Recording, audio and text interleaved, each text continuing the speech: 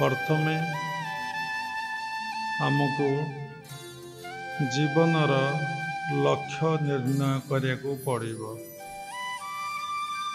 जीवनर लक्ष्य जदि आमे निर्णय न करिबा ताहले साधना आमर ठीक ठीक केबे हब नाही। ये समाज रे एबा भौतिक दुनिया रे आमे जहाँ करुचे सर्वप्रथमे आमे लक्ष्य निर्णय करुचे, तापरे आमे साधना करुचे। तेणु जीवनर प्रधान लक्ष्य परमात्मा को उपलब्धि करिबा और निस्वार्थ भावरे मानव सेवा करिबा। एथिपाई आमे जन्म ग्रहण करिचे। यह आम जीवनर मूल लक्ष्य। आकु एई महान कर्म को छाड़ी आमे जेकोसी कर्म करुचे बा करिबा ता द्वारा आमे परमात्मा परब्रह्म ठारू दूरेई जिबा एवं जेते परमात्मा परब्रह्म ठारू बा भगवान को ठारू आमे दूरेई जिबा सेते दुख जंत्रणा कष्ट आमको भोग करने को पड़ो। जदि लक्ष्य निर्णय हेतब मो जीवनर प्रधान लक्ष्य परमात्मा उपलब्धि, तापरे निस्वार्थ भावरे मानव सेवा। आमे माने समस्ते भावुचे परमात्मा उपलब्धि कथा सतरे कौन जीवन रे घटिबो। वर्तमान जो सब अनुष्ठान मानव सेवा करुचंती से मानव सेवा मूलरे निजर प्रचार आ प्रतिष्ठा ता मूलरे रहुछि। निस्वार्थ भावरे निर्लोभरे कहीं केबे मानव भितरे माधव को उपलब्धि करी सेवा करिया पई चाहुनांती।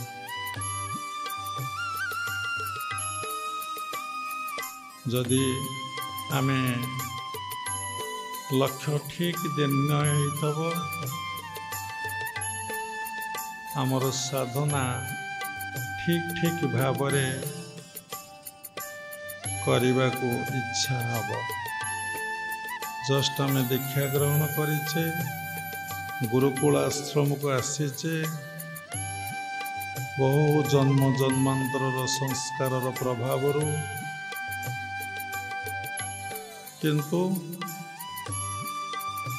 जदि लक्ष्य निर्णय न होइथाए ताले साधना रे एते श्रद्धा एते निष्ठा एते आग्रह एते व्याकुलता केतबले आसीबो नै। आमे जेकोसी कर्म उपरे गुरुत्व दौचे से कर्म को अति सुचारू रूपे करिया पई चेष्टा करुचे।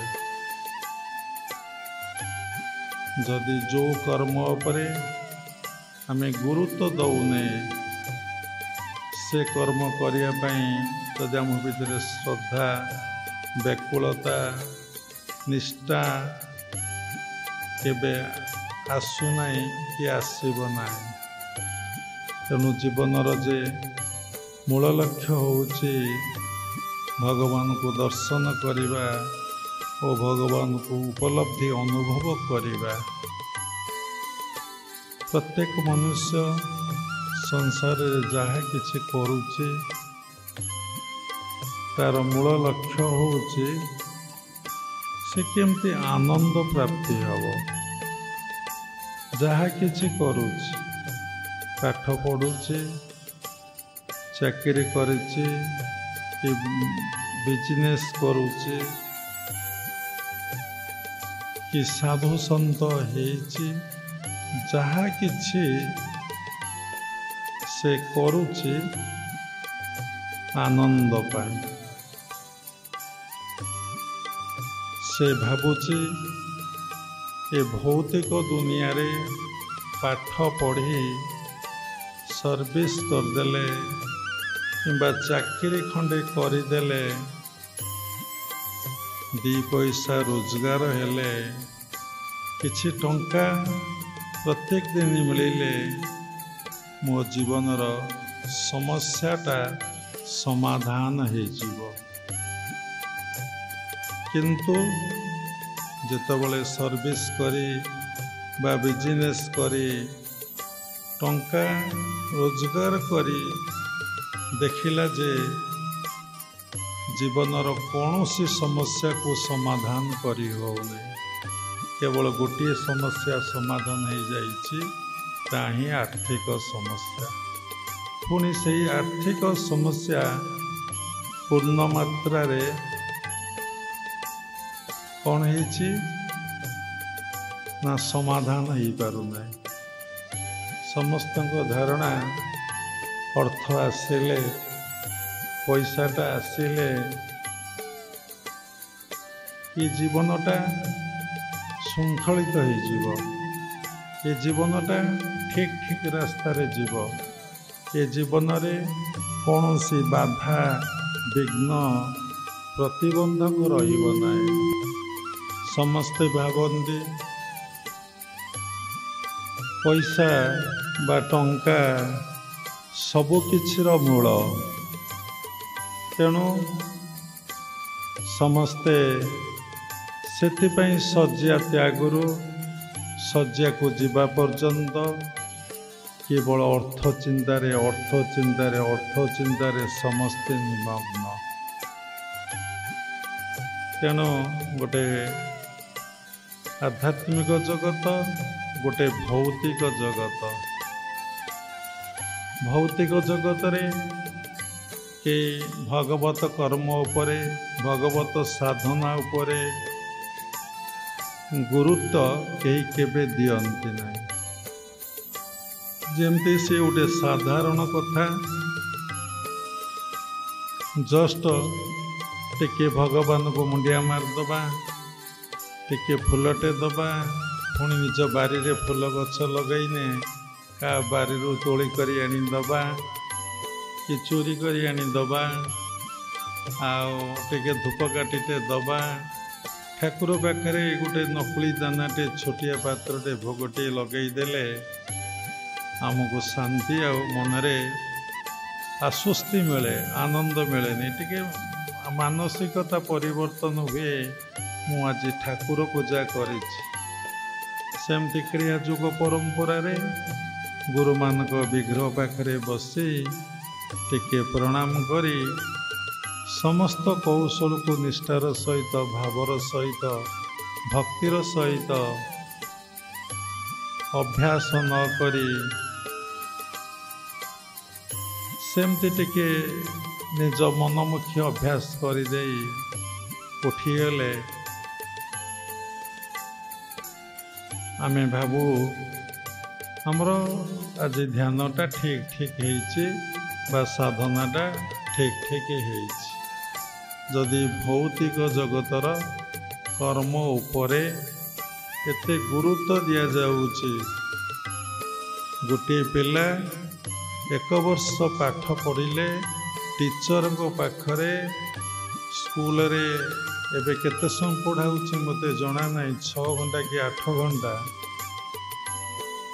ପୁଣି ଘରେ 2 ଘଣ୍ଟା କି 3 ଘଣ୍ଟା, ସକାଳେ ଘଣ୍ଟାଏ କି 2 ଘଣ୍ଟା, 10 ଘଣ୍ଟା ପାଠ ପଢ଼ି ସାରିଲା ପରେ ଗୋଟେ ପିଲା ଗୋଟିଏ ବର୍ଷ 10 ଘଣ୍ଟା ଲେଖା ପାଠ ପଢ଼ିଲେ ପୁଣି ସେଥିପାଇଁ ଟିଚର ଦରକାର। ଗୋଟିଏ ଟିଚର ପଢ଼େଇଲେ ହେବ ନାହିଁ,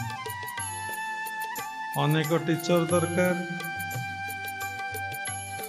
पाठ पढ़ला परे पिला 60, 70, 80 कि खूब कम पिला 90, 95% रखुंट पुण से रियल सक्सेस नुह।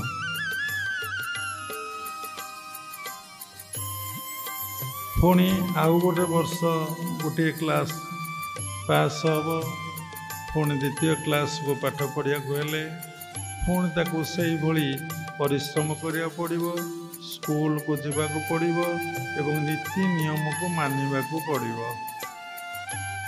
खाली सेमती मनमुखी स्कूल को चली जावा जेतबले मन सेतबले कौन हम। आश्रम को मोबाइल नहीं यूज कर हम कौन पर्टिकुलर सब जिनस टाइम अच्छी श्रृंखला अच्छी नीति आ नियम रही समय रही से सब नियम कानून भितर भौतिक जगतर शिक्षा लाभ करा जाउछि। सेमती आध्यात्मिक जगतर सक्सेसटा ही रियल सक्सेस जो सक्सेस द्वारा मनीष सबकिछि पाए, परमार्थ पाए, अर्थ पाए, आनंद पाए, आओ देह सुस्थ रहे, आ जीवनटा सरस सुंदर आनंद प्रेममय हो जाए। आमे सेतिबाई केते समय दौचे जो माने गुरु आश्रित जो माने साधना करुचंती एवं जीवनर मूल लक्ष्य परमात्मा उपलब्धि और दर्शन बोली भाविचंती और निस्वार्थ भाव मानव सेवा बोली भाविचंती से माने यही कर्म उपरे केते दूर एम्फासिस दौचंती, गुरुत्व दौचंती।